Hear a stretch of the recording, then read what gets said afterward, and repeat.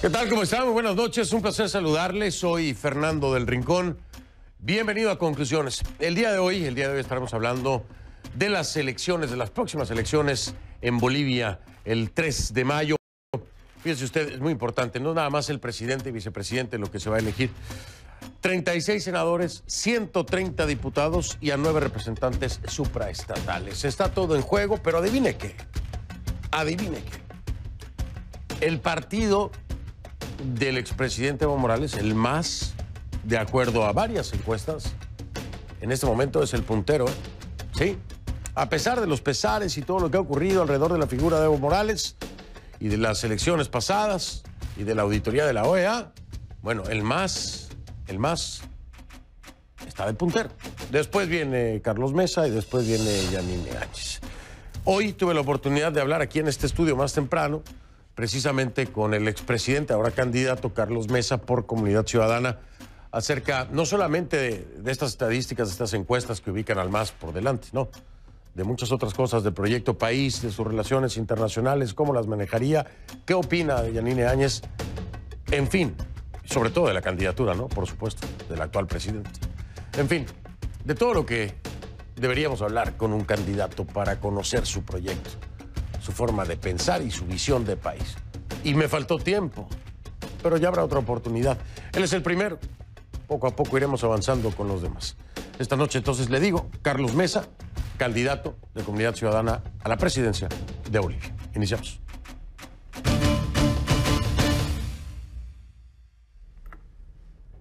Le pido que a partir de este momento me acompañe utilizando la etiqueta numeral Conclumesa. El hashtag es Conclumesa, numeral Conclumesa. Obviamente el apellido de mi invitado. @soyf del Rincón es la cuenta en Twitter. Sus comentarios con la etiqueta Conclumesa a mi cuenta en Twitter. @soyf del Rincón es la única cuenta que tengo. A las demás no les haga caso. @soyf del Rincón. Si seguimos así, Evo vuelve. Esa es la advertencia de Luis Fernando Camacho, que también es candidato a la presidencia de Bolivia y figura clave, muy importante del movimiento social que a finales de 2019 exigió la renuncia de Evo Morales. Esto, como le decía ya, tras la publicación de un reporte de la Organización de Estados Americanos que concluía que hubo manipulación y parcialidad, es decir, en pocas palabras, fraude en los comicios de octubre de 2019, donde Morales se había decretado ganador.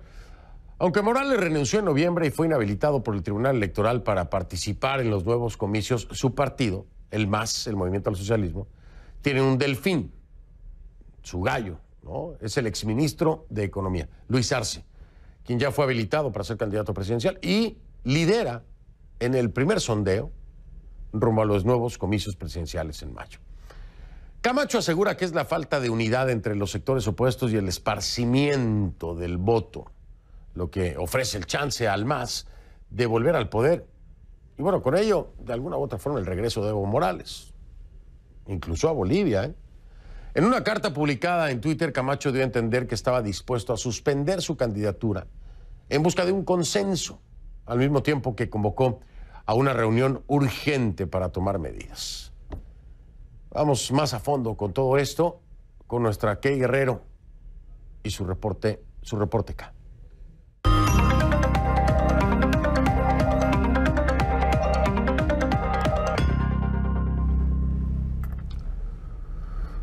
Mi querida Key, ¿cómo estás? Buenas noches.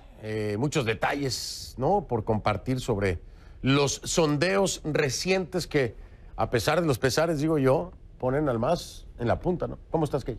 Hola Fernando, buenas noches. Hay que comenzar diciendo que hay preocupación, mucha preocupación en Bolivia entre los sectores que se oponen a la candidatura del partido de Evo Morales por la cantidad, Fernando, hay que decir, de los candidatos en esa esquina política, en esa esfera política. ¿Por qué? Porque, bueno, el voto, como tú decías, está dividido. Y ahora los mismos candidatos, los candidatos que se oponen a Evo Morales, dicen que toda esta división podría estar dándole una ventaja a Luis Arce, que como sabemos es el candidato presidencial presidencial por el Movimiento al Socialismo, a su vez el partido del expresidente Evo Morales. Y se trata, Fernando, hay que decirlo, se trata de una ventaja por ahora de 2 dígitos, porque así lo confirma un sondeo reciente de Unitel realizado por la encuestadora CIES Mori. En este sondeo, Fernando, que se llevó a cabo a principios de este mes de febrero, con una muestra bastante amplia de más de 2.200 encuestas de cobertura nacional, con un nivel de confiabilidad del 95%, como tú decías, Luis Arce toma la delantera con un 36,2% de la intención del voto.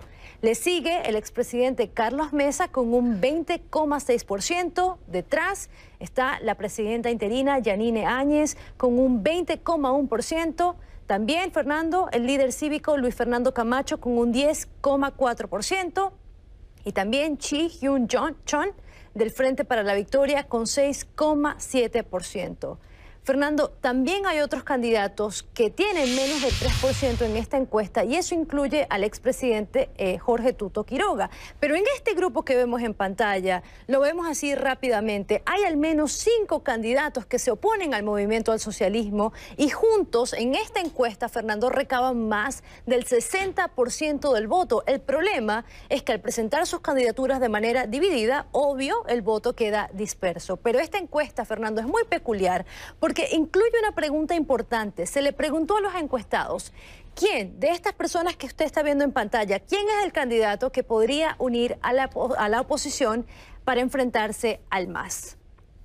El 19,7%, Fernando, de los encuestados considera que la presidenta interina Yanine Áñez es la candidata que tiene la mejor imagen como factor de unidad de toda la oposición al MAS, para enfrentarse al movimiento al socialismo. Le sigue también Carlos Mesa con el 17,6% y también Luis Fernando Camacho con el 12,1%.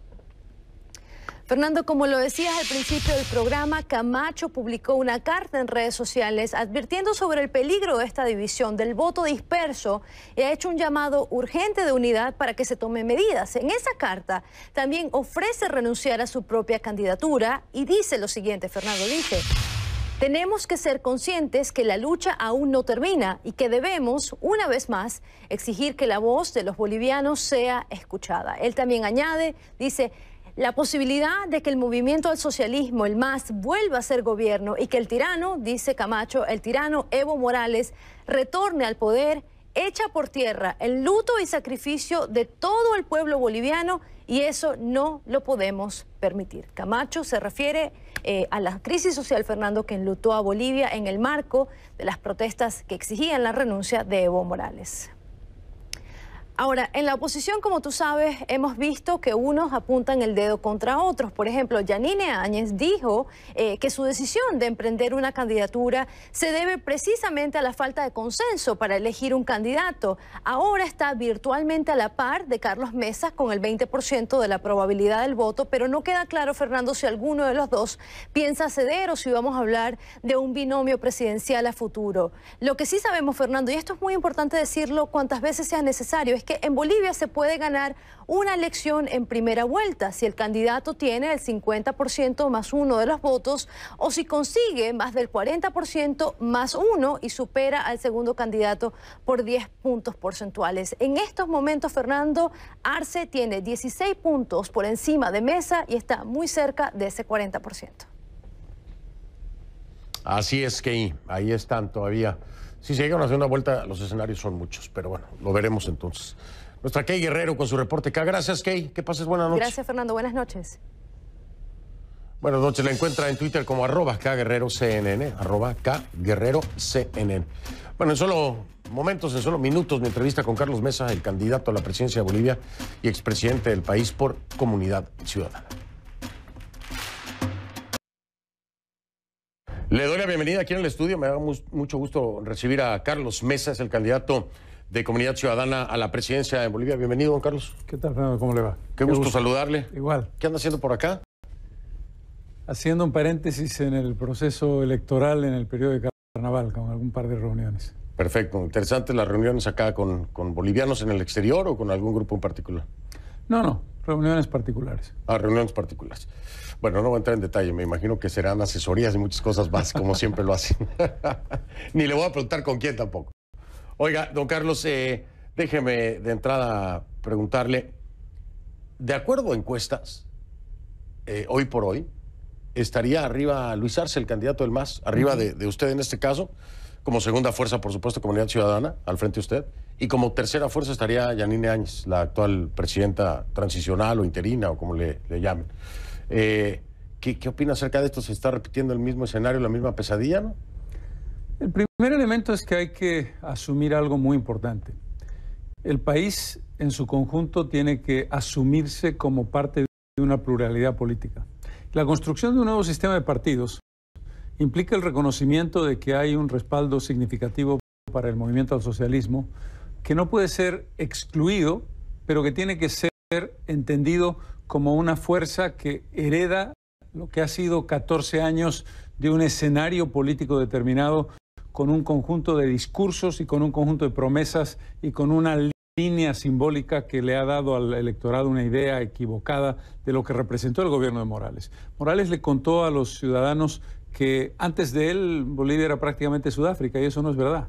Se olvidan de que hubo una revolución. Es muy difícil decirle a un joven de 22, 23 años, no militante del memoria MAS histórica. Exactamente. Entonces, la construcción de esa falacia histórica ha generado una idea equivocada sobre las virtudes del movimiento al socialismo. Eso creo yo que explica la razón por la que el MAS sigue teniendo una fuerza significativa, que es importante tomar en cuenta porque el país tiene que construirse sobre una idea que nosotros fundamentamos: el reencuentro y la reconciliación, desde una posición de centro progresista que plantee la realidad de que nosotros vamos a ganar en segunda vuelta muy seguramente y vamos a intentar ganar en primera vuelta. Este primer envión es un poco el resultado de 14 años que dieron un discurso y que tuvieron una bonanza económica que no hay que olvidar. Pero, Carlos, ¿cómo me explica? Es cierto lo que me está diciendo, pero hay una actualidad que puede enterrar a cualquier otro partido en Latinoamérica o a cualquier otro candidato. La realidad de que se cometió un fraude que está siendo avalado, es decir, el fraude como tal, por la Organización de Estados Americanos,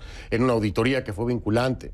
Un Evo Morales que no solamente pudiera haber sido parte de este mismo fraude, se están haciendo las investigaciones, sino que además conmina a bloquear, por ejemplo, ciudades enteras o comunidades enteras para que no lleguen los alimentos, que hace un llamado a la violencia. Es decir, esta realidad, estas declaraciones, usted sabe que pudiera tumbar a cualquier candidato latinoamericano. ¿Cómo es posible que haya una especie de blindaje para el MAS, a pesar de las acciones de quien todavía consideran su líder, que es Evo Morales, estando en Argentina además? No me lo tiene que decir porque, como usted sabe, yo soy la primera víctima de ese fraude. Hemos tenido que asumir una realidad que no compartimos y una realidad que para nosotros era intolerable. Por eso desconocimos el proceso electoral y por eso convocamos a la movilización popular. El criterio es correcto, Fraude, corrupción, envilecimiento del proceso político, traición a los principios fundamentales que fueron la razón de ser del movimiento al socialismo.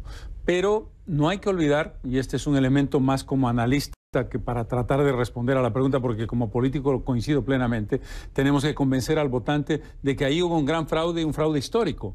Un fraude no solamente en el sentido electoral, un fraude desde el punto de vista de la construcción de un proceso político que traicionó sus bases. Pero 14 años de remachar y remachar la gota que horada la piedra convencieron a una parte de la población boliviana de que ese gobierno, que se había aprovechado de precios internacionales beneficiosos, les había dado todos los beneficios y todos los elementos de transformación, de inclusión social y de lucha contra la discriminación racial, lo cual no es verdad. Esa mentira tenemos que desmontarla. Ahora, no hay que desconocer el elemento simbólico del presidente indígena. Esa es la razón fundamental, el color de piel del presidente. Entiendo. Esto sigue siendo un tema de mucho peso en Bolivia.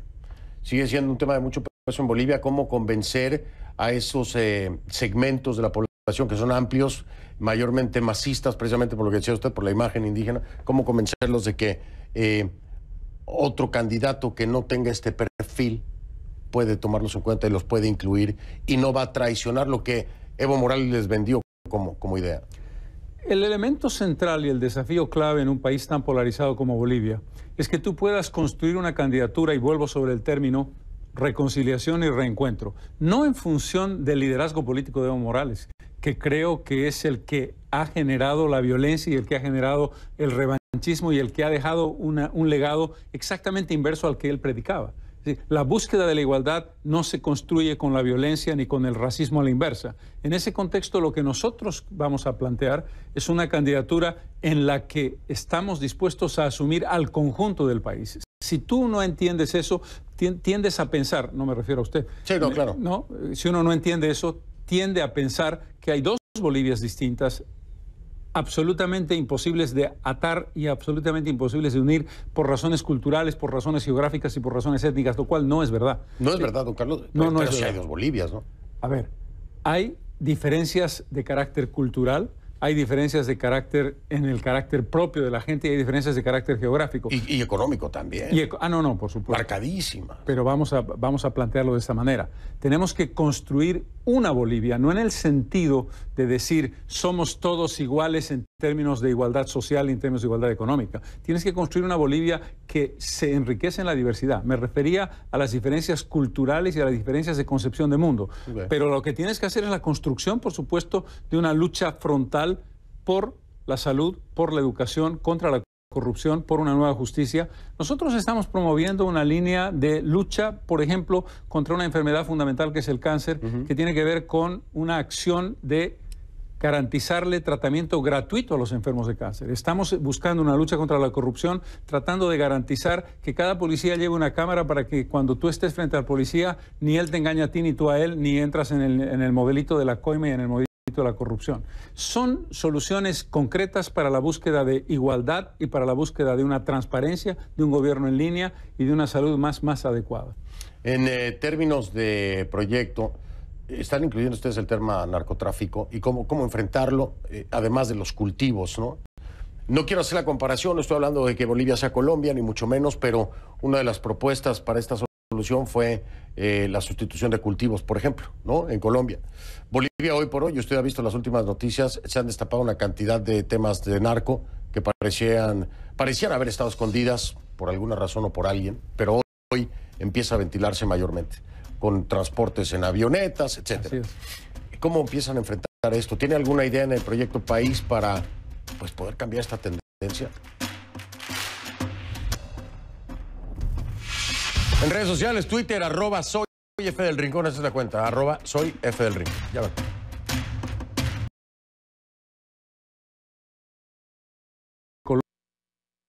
Bolivia hoy por hoy, usted ha visto las últimas noticias, se han destapado una cantidad de temas de narco que parecían haber estado escondidas por alguna razón o por alguien, pero hoy empieza a ventilarse mayormente, con transportes en avionetas, etcétera. ¿Cómo empiezan a enfrentar esto? ¿Tiene alguna idea en el proyecto País para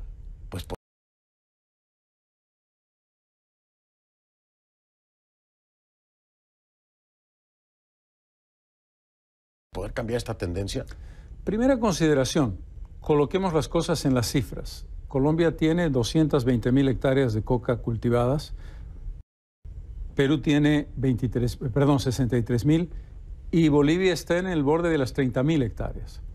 En el contexto general, la producción de coca de Bolivia es la menor de los 3 principales países productores del mundo de cocaína. Segundo, hay que hacer una línea en la que tú establezcas una estructura y una estrategia común entre Colombia, Perú y Bolivia, preguntándonos si la lucha contra el narcotráfico en su conjunto ha tenido éxito. Porque la respuesta más rápida, Fernando, es vamos a ser radicales y vamos a militarizar, por ejemplo, el Chapare. No tengo que hablar de México porque creo que es un elemento fundamental como ejemplo a no seguir. Claro. Tienes que trabajar en una línea de conexión con Brasil, el primer consumidor mundial, el primer consumidor latinoamericano y el segundo consumidor mundial de cocaína en el mundo. Y tienes que trabajar con Argentina y Chile. Y Estados Unidos, ¿no? Ahí está. Es decir, no tiene sentido una línea unilateral de Bolivia, un país pequeño, que trabaja en una política de lucha contra las drogas, cualquiera que ésta sea, prescindiendo del resto. Hay que trabajar en una estructura de coherencia sudamericana, una estructura en la que tengamos una interlocución con Estados Unidos y preguntarle a Estados Unidos cómo trabajamos juntos y a la Unión Europea y a Naciones Unidas en una nueva dimensión de la lucha contra el narcotráfico, porque los 50 años anteriores han sido un total fracaso. La sustitución de cultivos en Bolivia fue pionero en los años 80 y 90 tuvo resultados muy interesantes que Morales luego negó completamente. Entonces, hoy día puedes recuperar un chapare de producción alternativa, lo que llamamos nosotros los cultivos alternativos, donde puede estar la piña, donde puede estar la banana. Es una sustitución, en fin, al final de cuentas. sustitución de cultivos. O sea, la contempla como una posibilidad. Pero creo que hay que hacerla integralmente. No se puede hacer exclusivamente Bolivia prescindiendo de los otros productores y de los otros consumidores regionales para generar una política regional de lucha contra el narcotráfico. Por supuesto. Déjeme cambiar un poquito, estábamos analizando el proyecto País, pero quiero entrar en temas de política porque les movieron las piezas del ajedrez fuerte a toda la oposición cuando Yanine Áñez anuncia su candidatura, ¿no? Y hoy es la tercera fuerza, de acuerdo a encuestas, digo yo, depende de quién haga la encuesta y a quién le pregunte, le van a dar resultados, ¿no? Pero también tiene un crecimiento muy importante. La petición de un amplio grupo de bolivianos de que se sumen para generar una fuerza única en contra del MAS sigue vigente. No lo han considerado, en ningún momento ha hablado con Yanine Áñez. No hay posibilidad de que se llegue a hacer una unidad, valga la redundancia. Siempre hay una posibilidad. Negarlo sería cerrar las puertas a la opción de la estructura de cuál es el desafío que tenemos que enfrentar. Tú lo mencionabas al principio, usted lo mencionaba al principio, el MAS tiene una opción de voto muy importante y uno no puede descuidarla. Ahora, ¿cuál es la línea? La línea que nosotros seguimos en su momento. Nosotros creemos que estamos al comienzo de un proceso electoral que va a ser muy corto, esta es la diferencia con el anterior proceso, en el que hay que definir con claridad cómo se perfila la segunda fuerza política. Nosotros creemos que esto es muy importante, la combinación de dos cosas. Somos segundos y creemos que tenemos la opción de construir un segundo lugar claro, donde el voto útil puede volver a repetir el escenario que tuvimos el 2019. Y el otro elemento es ¿qué representamos desde el punto de vista de la propuesta política para un país al que queremos construir unido? Creemos representar una línea de equilibrio, de seriedad y de visión de Estado que no necesariamente puedes encontrar en todas las otras fuerzas, pero estamos trabajando en un escenario de unidad. No puedo adelantar nada. Creemos que hay que establecer contactos y que hay que establecer vínculos y que hay que analizar posibilidades dentro de una línea realista sobre principios comunes de trabajo político. ¿Sabe que me ha pasado algo muy chistoso, digo yo, ¿no? Porque cuando Luis Fernando Camacho, en una de las entrevistas le digo yo, oiga, ¿no ha pensado lanzarse a la candidatura a la presidencia? Me dice que no, y a la semana siguiente anuncia su candidatura a la presidencia, y después le pregunto yo que si lo haría con Pumari, y que todavía no estaba seguro, y después anuncia que es con Pumari. Y después tengo aquí a Yanine Áñez y le pregunto, oiga, presidenta, ¿no ha pensado lanzarse a la candidatura? Entonces me dice, Fernando, es que usted me la pone muy difícil. Y a la semana siguiente, y se rió y causó mucha controversia la risa y la pregunta, ¿no? A la semana siguiente me anuncia que va. ¿No? Y entonces ahora yo le voy a preguntar a usted, ¿podrían ir a Fórmula en algún momento Yanine Áñez y Carlos Mesa si fuera necesario? No es una... le dice todo eso porque luego... No entiendo. No es un escenario en el que haya posibilidades, entiendo, desde el punto de vista legal. Desde el punto de vista legal, si tú eres candidato a la presidencia, no puedes cambiar de puesto en otra candidatura. ¿A menos que declines la candidatura? Aún declinando la candidatura, entiendo que no. Okay. Entiendo que no. Pero la pregunta de fondo no es la construcción de un binomio determinado, sino la construcción de una alianza en la que se pueden establecer escenarios comunes, aunque uno deje de ser candidato u otra deje de ser candidata. Sí, la posibilidad no está cerrada. Lo que para nosotros tiene dificultad. ¿Cuál es mi dificultad con la presidenta? La dificultad tiene que ver con un hecho que para mí es una presidenta que estaba cumpliendo un rol extraordinariamente importante y valiente y que tenía la línea de llevar adelante la transición y entregar el mando a quien sea elegido en las urnas, y de pronto una presidenta que aprovecha una circunstancia y que toma una oportunidad política dejando de lado su encargo fundamental. Eso a mí, para decirlo fácil, me hace ruido, pero entiendo que hay un mandato mayor, que es el mandato de la unidad.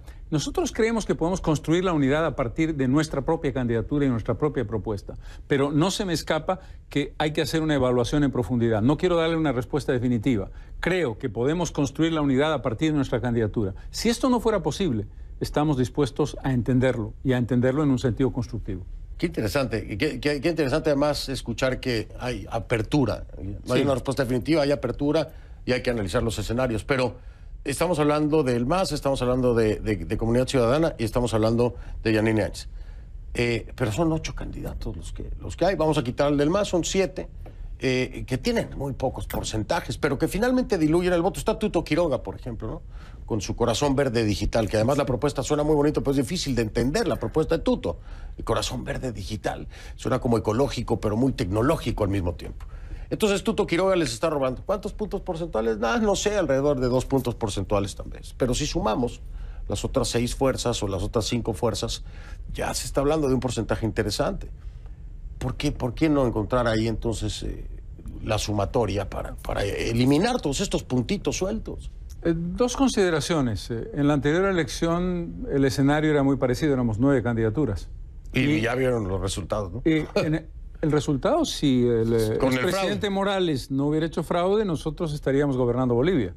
Porque en la segunda vuelta ganábamos. En segunda vuelta ganaban la proyección. Claro. ¿Eso qué quiere decir? No es que esté celebrando que hayan 7 candidaturas. Y coincido que un punto aquí, 2 allá, 3 acá te pueden hacer un daño importante. Yo estoy convencido de que esas candidaturas pequeñas tienen la opción y en algún caso van a tomar la decisión de bajarse en el momento oportuno. Pero si no, creo que tenemos la posibilidad de construir un escenario equivalente al 2019 de construcción de una candidatura que en segunda vuelta, en primera está difícil, hay que intentarlo, pero en segunda vuelta llevamos adelante con toda tranquilidad. Yo creo que ganamos la elección con tranquilidad. Creo que a todos les queda claro que en segunda vuelta estaría ganando, en este caso, Carlos Mesa. Además, pensar en un escenario en el que se va a una segunda vuelta, ¿para quién serían los votos de Yanine Áñez, por ejemplo? Mi lógica me dice, pues son anti-MAS. Sin duda. Anti-MAS completamente. Entonces, cuando estamos hablando, cuando ya se suma el porcentaje de Yanine Áñez en una segunda vuelta a la de Carlos Mesa, Comunidad Ciudadana, el triunfo debería ser claro, ¿no? Sin duda. Sin duda, y además hay que construir en 2 pasos. Un paso que tiene que ver con el triunfo electoral y un paso que tiene que ver con la construcción de gobernabilidad.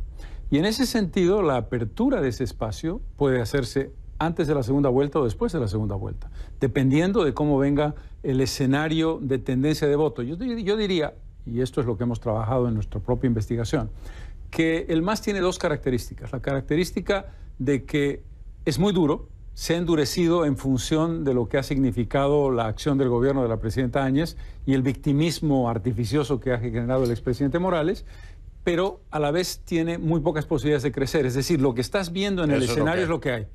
Y eso te da una posibilidad de ver cuáles son tus opciones. Si tus opciones, si tú no logras crecer en un acercamiento de diferencia de 5 a 4 puntos entre el MAS y nosotros, entre el MAS y la segunda candidatura, hay que preocuparse y eso tienes que definirlo en las 2 o 3 próximas semanas.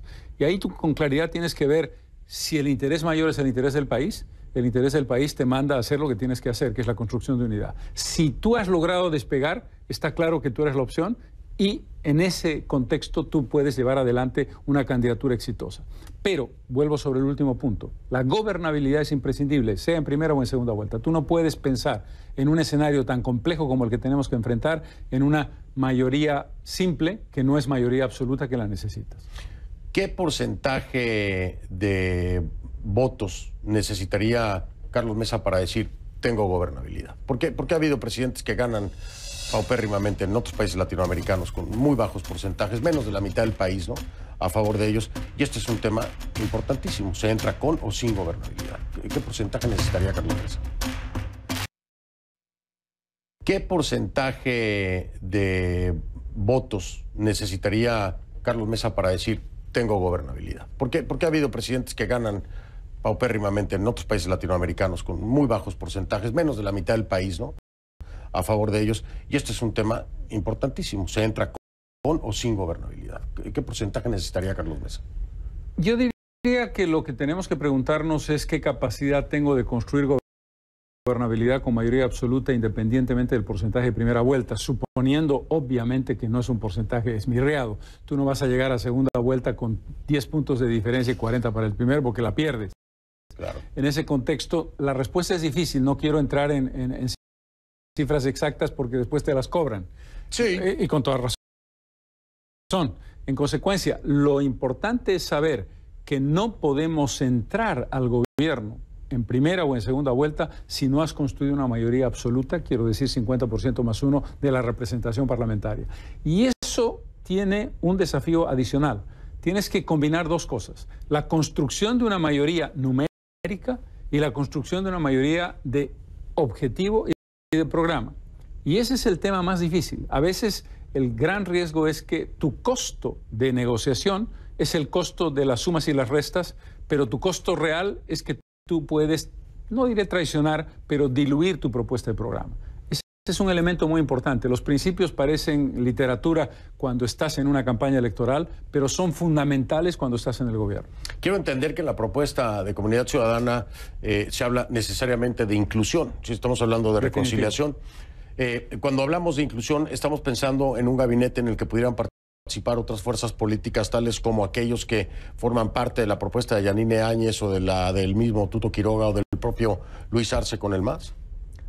El concepto de fondo es: no se puede plantear una alianza potencial ni realista con el MAS, independientemente de las buenas intenciones hipotéticas que el MAS pudiera tener, porque tú tienes que diferenciarte claramente y decir: nuestra propuesta es una propuesta para renovar al país y para cambiar un país que estuvo podrido y que estuvo envilecido, a pesar de que el discurso y la retórica fueran muy interesantes. Uno no puede perder de vista que el MAS destruyó su propio proyecto, traicionó su proyecto, lo corrompió y lo envileció. En ese contexto, más allá de la retórica, no es posible una alianza con el MAS. Lo que no quiere decir que no es posible la construcción de un país para aquellos que votaron por el MAS. Para mí hay una diferencia muy clara. Una cúpula partidaria y una estructura partidaria que no representa realmente al votante que está creyendo en ellos, pero ese votante yo lo tengo que respetar. Yo creo que la palabra fundamental, Fernando, es respeto. Tengo que tener respeto por el otro, y el otro es tan boliviano como yo. Y para ese otro boliviano, yo soy el otro. Puede ser un juego de palabras, pero hay que entenderlo. Hay que entenderlo en el sentido de: si yo no soy capaz de gobernar para todos, incluidos los votantes del masismo, no soy capaz de construir el país que Bolivia necesita. En un momento de polarización como este, eso no es posible. Pero es muy claro que hay que diferenciar la alianza imposible con la cúpula del MAS y con el partido Movimiento al Socialismo de una alianza lógica y además de garantía con el ciudadano que votó por el MAS. Ustedes están con toda la fuerza, no tengo el dato, bueno, sí lo tengo, pero se me olvida. Ustedes son, a final de cuentas, de acuerdo al Tribunal Supremo Electoral, quienes mayor número de candidatos tienen. Estoy hablando a nivel legislativo. Es la fuerza con mayor número de inscritos, por decirlo así. Está buscando mayoría, por supuesto. Esto le daría el poder de poder trabajar con el legislativo sin una fuerza que lo detenga. ¿Cuáles serían los primeros cambios a nivel legislativo que pensaría en el país? Tenemos que hacer lo más importante, que es la reconstrucción del sistema jurídico del país. Y eso significa que la cúpula judicial, Tribunal Supremo de Justicia, Tribunal Constitucional, Tribunal Agroambiental y Consejo de la Judicatura tienen que irse a su casa. Y el mecanismo es muy simple. Parece un juego, pero no lo es. En el 2017 se produjo una elección por voto popular de esa cabeza, que es un Tribunal de Justicia corrupto, militante partidario y además no apto para llevar adelante su trabajo por razones de formación profesional. Esa elección tuvo 40% de votos blancos y 20% de votos nulos. Es decir, el 60% de los votos fueron blancos y nulos contra un 40% de válidos y contra un conjunto de candidatos que obtuvieron 2, 3, 5, 7% para ocupar los cargos que tienen. Tú puedes plantear claramente la ilegitimidad de esa elección por esa razón. Y tienes que trabajar sobre un nuevo sistema electoral que no modifica la Constitución, porque en la Constitución establece que que la Asamblea Legislativa preselecciona a los candidatos. Eso estaba en manos de los 2/3 del MAS. La Asamblea puede perfectamente ceder esa prerrogativa sin perder lo que la Constitución dice a un grupo de juristas notables que hacen la preselección. Si tú no cambias el sistema judicial, no vas a ninguna parte. Este es nuestro primer paso desde el punto de vista de la transformación democrática.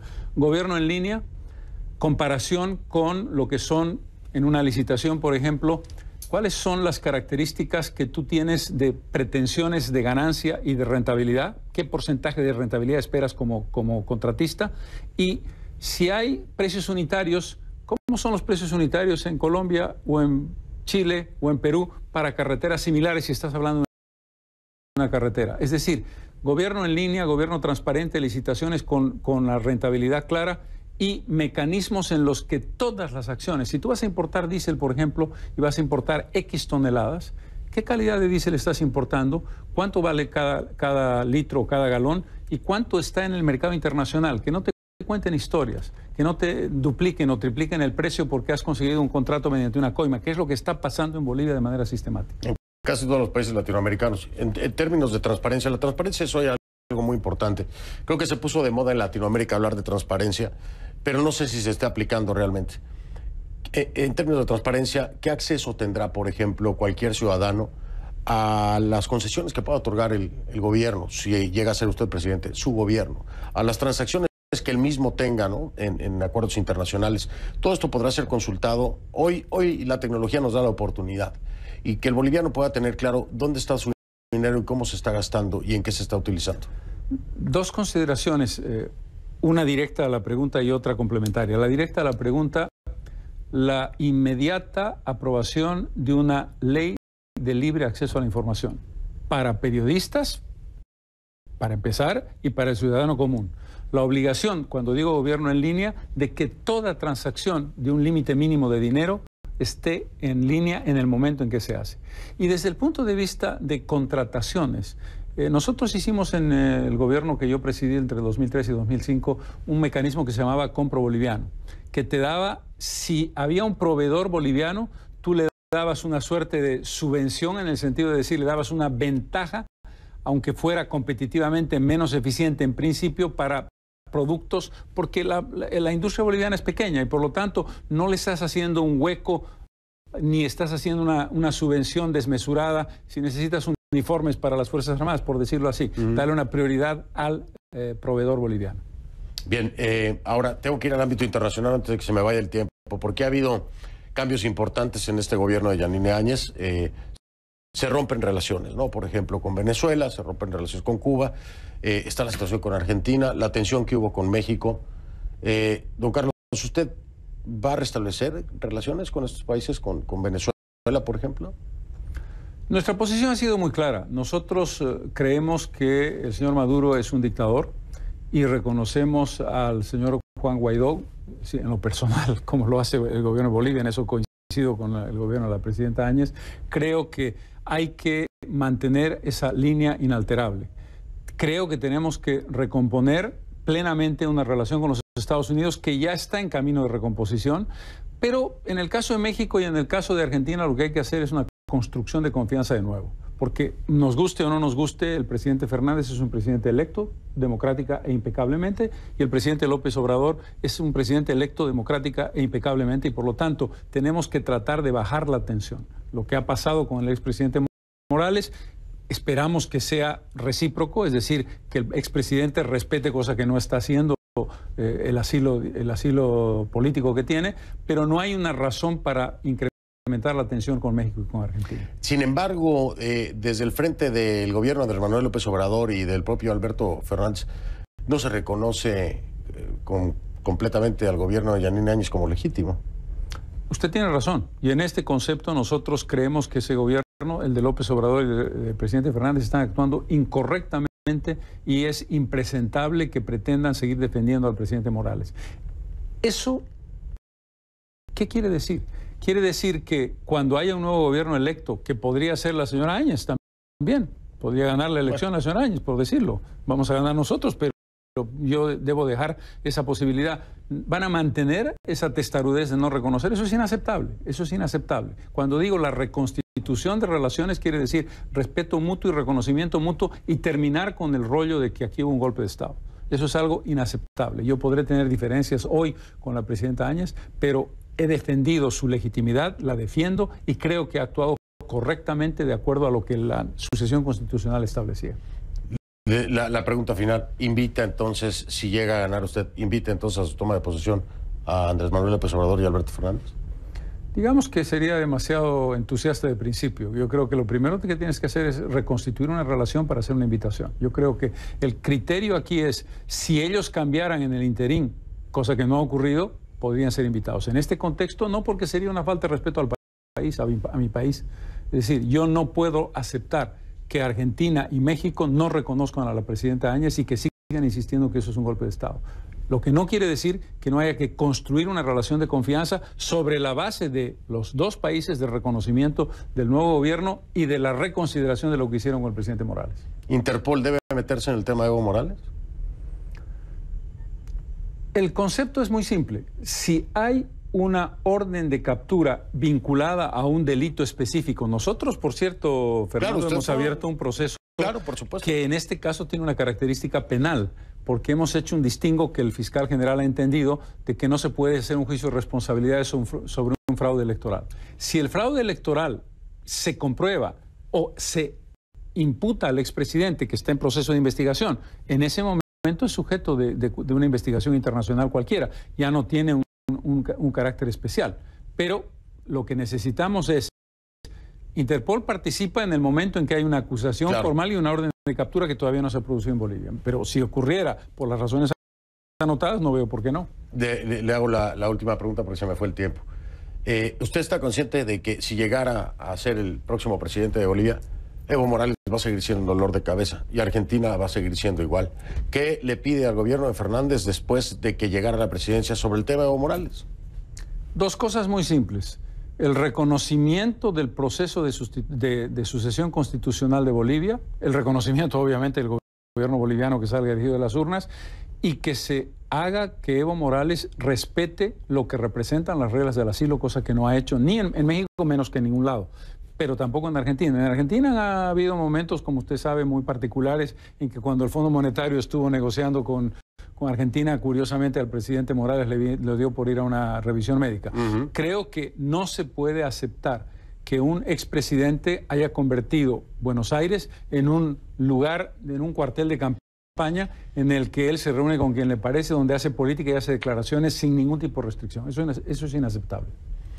Pues, don Carlos, mucha suerte. Yo le digo que lo veo pronto porque seguramente por allá voy a estar. Seguro que sí. Por acá. Con mucho gusto. Y qué bueno que pasó por aquí, de verdad. Muchas gracias. No, encantado. Ha sido un placer. Gracias. Gracias, don Carlos Mesa. Expresidente y obviamente candidato a la presidencia de Bolivia por parte de Comunidad Ciudadana. Estuvo conmigo aquí en Conclusiones. Claro. Soy Fernando del Rincón. Buenas noches. Mañana no hay conclusiones. Lo veo el jueves. Ok, gracias. Bye.